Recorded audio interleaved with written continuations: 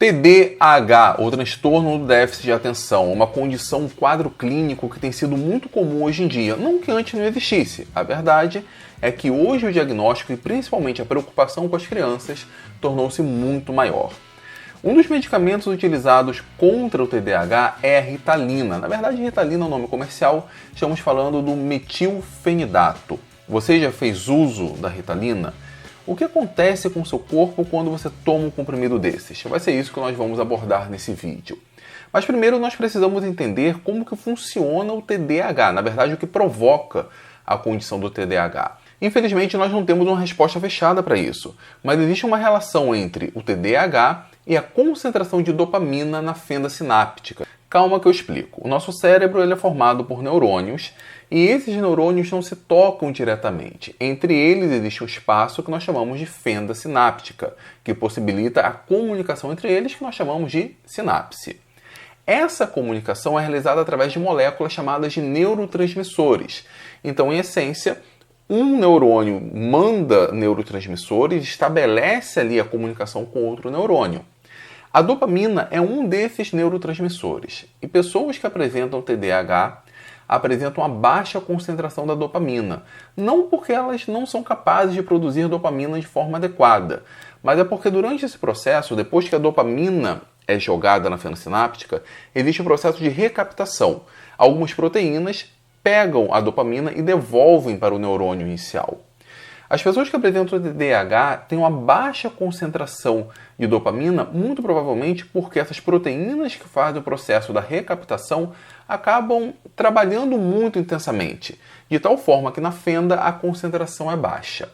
Como funciona a Ritalina, ou melhor, o metilfenidato? Ela atua como um inibidor da recaptação da dopamina, ou seja, ela acaba interagindo com as proteínas que fazem o processo de recaptação e impedem esse processo, impedem a volta da dopamina, e isso aumenta a concentração da dopamina na fenda sináptica. E é exatamente nesse processo de regular a concentração de dopamina que é baseado o tratamento para o TDAH.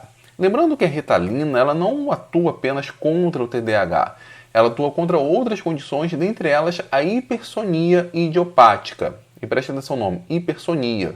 Uma das consequências do uso da dopamina é a inibição do sono. Então, uma pessoa que faz uso da dopamina tem o sono reduzido. Aumenta realmente a concentração, que um dos problemas do TDAH é não ter a concentração, é ter essa hiperatividade, como o próprio nome sugere. A dopamina facilita a concentração, mas tem como consequências, por exemplo, perda de peso e uma delas, a inibição do sono. E aí, pessoal, a gente chega a um detalhe muito importante.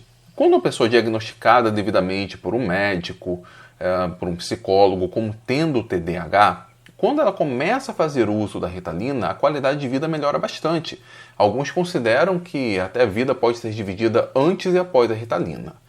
O problema é que algumas pessoas acabam fazendo uso da Ritalina sem ter necessidade, consideram como sendo a pílula da inteligência. Usam a Ritalina para ter mais concentração nos estudos, por exemplo. E esse aspecto da inibição do sono, eles acabam considerando positivo. Se você tem muita coisa para estudar e não tem sono, você estuda mais e isso melhoraria seu rendimento. É óbvio que no curto prazo pode até fazer efeito, mas no longo prazo isso é um perigo enorme, porque teu cérebro precisa descansar e sua performance não vai melhorar se seu cérebro estiver cansado.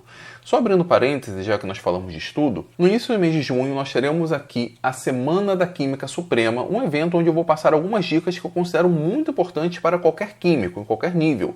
Graduação, pós-graduação, professor, inclusive dicas valiosas que podem aparecer em concursos da área de Química. Então você é meu convidado, venha fazer parte da Semana da Química Suprema. Aqui embaixo deve ter um botão, ou na descrição deve ter um link, ou na bio deve ter um link, enfim, você vai encontrar. Clica lá, coloca seu melhor e-mail para eu te avisar quando estiver chegando a Semana da Química Suprema.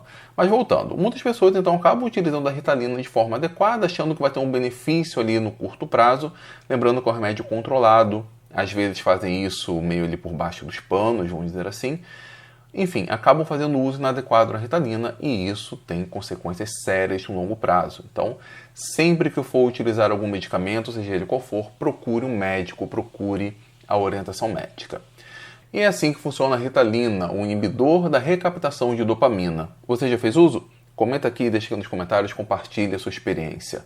Não saia, por favor, sem antes dar o seu like se gostou do vídeo, sem mandar esse vídeo para alguém que você sabe que faz uso da Ritalina, e seria muito interessante para ele saber o que acontece com o corpo quando toma esse medicamento. Venha fazer parte da Universidade da Química, se inscreva, e se quiser participar da Semana da Química Suprema, é só clicar e deixar o seu e-mail. Tá bom, pessoal? Valeu!